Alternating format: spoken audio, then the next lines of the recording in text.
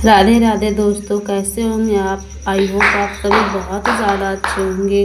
तो आज हम वैशाख मास की कथा का पौराणिक कथा का श्रवण करने जा रहे हैं, जो कि बहुत ही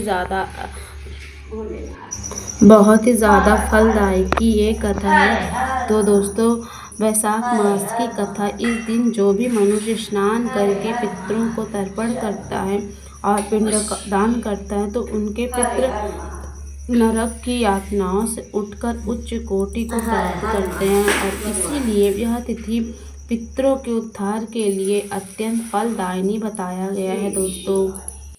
और वैशाख मास अमावस्या 2025 27 अप्रैल दिन रविवार को पड़ रही है दोस्तों।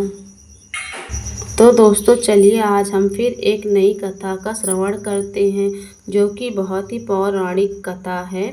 तो चलिए, अगर आप चैनल पे नए हैं तो चैनल को ज़रूर सब्सक्राइब कर दीजिए, और वीडियो और कथा दोनों अच्छी लग जाए तो प्लीज़ एक लाइक कर दीजिए दोस्तों।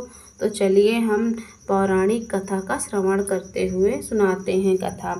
तो दोस्तों, एक समय की बात थी। पश्चिमी समुद्र के तट पर एक सुंदर वन बसा था। वहाँ पर दारुक नाम का एक राक्षस अपनी पत्नी दारुका के साथ निवास करता था, और उस वन का विस्तार चारों ओर से 16 योजन था। वहाँ वह कोई साधारण वन नहीं था दोस्तों, बल्कि स्वयं माता पार्वती जी इस वन की देखरेख का कार्य दारुका को सौंप रखा था। माता पार्वती से यह आशीर्वाद प्राप्त करके दारुका सदा ही बड़े अहंकार में रहती थी। वह कहीं भी जाती तो उस वन को अपने साथ ले जाती। ये वन सभी मूलभूत सुविधाओं से परिपूर्ण और संपन्न था, और उसके पति दारुक ने भी वन में हाहाकार मचा रखा था दोस्तों। सभी प्रकार के यज्ञ अनुष्ठान पर भी वो अंकुश लगा दिया था। अन्य राक्षस भी इस वन में आकर बसने लगे थे। वे सब धर्म के कट्टर विरोधी थे, और उनके अत्याचार से वन के प्राणी अत्यंत कष्ट में रहते थे दोस्तों। वे दुख के निवारण हेतु महान तपस्वी महर्षि औरव की शरण ली, जो कि वह स्वभाव में अत्यंत दयालु थे।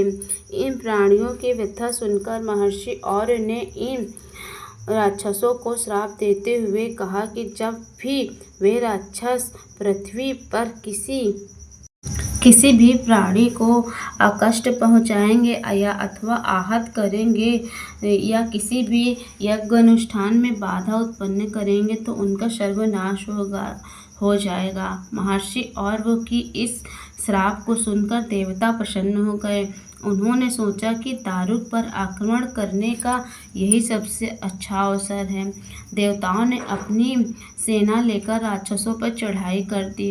असुर असमंजस में पड़ गए कि यदि वे देवताओं से युद्ध करें तो उन्हें क्षति पहुंचाते हैं तो वे मुनि के श्राप से मार दिए जाएंगे। इस दुविधा में दारुका राक्षसों की रक्षा के लिए आगे आई। उसने सोचा कि मैं भवानी के वरदान से इस वन को कहीं भी ले जा सकती हूँ। क्यों ना मैं इसे वन को पृथ्वी से उठाकर समुद्र में ले जाऊं, और वहाँ पे देवताओं हमारा कुछ भी नहीं बिगाड़ पाएंगे। और बस फिर क्या था, दारुका ने उस वन को उठाकर समुद्र में रख दिया। सभी राक्षस वहाँ निर्भय होकर वहाँ रहने लगे और समुद्र के प्राणियों को सताने लगे। लंबा समय बीतता गया। एक बार उसी समुद्र में बहुत सारी नावें आईं, जिसमें मनुष्य सवार थे। वो वास्तव में सुप्रीम नामक व्यापारी का कारवां चल रहा था। सुप्रीम अत्यंत सदाचारी, भस्म रुद्राक्षधारी और परम शिव भक्त था। प्रतिदिन भगवान शिव की पूजा अर्चना किए बिना वह अन्न का एक दाना भी अपने मुंह में नहीं रखता था। भगवान शिव भी इस प्राण प्रिय भक्त का दर्शन देते थे। उसने अपनी सभी साथियों को भी भगवान शिव की आराधना करना सिखा दिया था। राक्षसों ने जब उन सभी नावों पर आक्रमण कर दिया और उनमें सभी सवार लोगों को बंदी बना लिया। कारागृह में रहते हुए भी सुप्रीम का विश्वास नहीं डगमगाया। उसने अपनी तपस्या जारी रखा। बंदी गृह में सभी लोगों ने भी ओम नमः शिवाय का जप करते रहे। जब दारुका को इस बात का पता चला तो सुप्रीम को डराना और धमकाना शुरू कर दिया। वे दारुक के अत्याचार से आहत होकर सुप्रीम ने भगवान शिव से प्रार्थना की कि सबकी रक्षा करें। भक्त की करुण क्रंदन सुनकर भगवान शिव को तो आना ही था। सुप्रिया को कुंदन करते देख भगवान शिव तत्काल प्रकट हुए और आश्चर्य की बात यह थी कि उनके साथ 4 दरवाजे वाला एक मंदिर भी प्रकट हुआ। उसके मध्य में एक ज्योतिर्लिंग भी प्रकाशित हो रहा था। उस भव्य मंदिर में शिव परिवार के सभी सदस्य विराजमान थे। सुप्रियन ने उन सभी को दर्शन किए तथा विधिवत उनका पूजन अर्चन किया।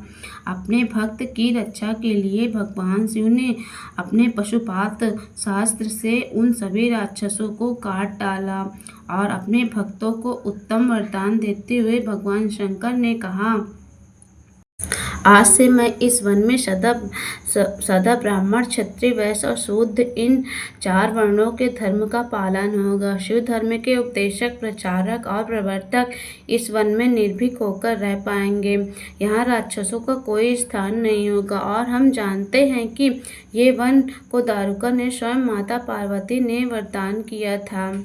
उसमें माता पार्वती का ध्यान करते उनसे कहा कि कुल की रक्षा करने का वरदान मांगा। दारुका की प्रार्थना सुनकर भवानी ने भोलेनाथ से कहा, हे नाथ, आपकी यह बात इस युग के अंत में सिद्ध हो। जब तक तुम गुण प्राणियों को भी इस वन में रहने की आज्ञा दे दीजिए। दारुका अत्यंत बलवान थी। उसने मुझे प्रसन्न किया है। मेरी इच्छा है कि राक्षसों का राज्य संभाले और राक्षसियों द्वारा जो भी पुत्र उत्पन्न हो उन्हें इस वन में विचरने का भी छूट दी जाए। ऐसा उपाय कीजिए। गौरी माता की मनोकामना पूर्ण करने के लिए भगवान शंकर जी ने कहा कि हे देवी, मैं इस वन में सदा निवास करूंगा। जो भी पुरुष मेरा दर्शन करेगा वह चक्रवर्ती सम्राट बनेगा। कलयुग के अंत में और सतयुग के प्रारंभ में महासेन का पुत्र वीरसेन इस धरती पर जन्म लेगा और जो मेरा परम भक्त होगा और मेरा दर्शन करके वह चक्रवर्ती सम्राट बनेगा। इस प्रकार भगवान शिव ने उस वन में नागेश्वर नाम से विख्यात हुए और देवी पार्वती नागेश्वरी के नाम से विराजमान हुई। ये पवित्र स्थल गुजरात के द्वारिका नामक नगरी से 17 किलोमीटर दूर पर स्थित है। इस मंदिर का शिवालंग त्रिमुखी रुद्राक्ष के आकार का है और चांदी के नाग के फन से सुरक्षित है। और ये कोई साधारण तीर्थ स्थल नहीं है। कहते हैं कि शंकराचार्य जी ने यहाँ कालिका पीठ में अपने पश्चिमी मठ पीठ की नींव रखी थी। तो ये छोटी सी जानकारी कैसी लगी और ये कथा आपको सुनने में कैसी लगी ज़रूर कमेंट सेक्शन में बताइए। तो चलिए दोस्तों, हम मिलते हैं नेक्स्ट वीडियो में और तब तक के एक कमेंट ओम नमः शिवाय का ज़रूर करें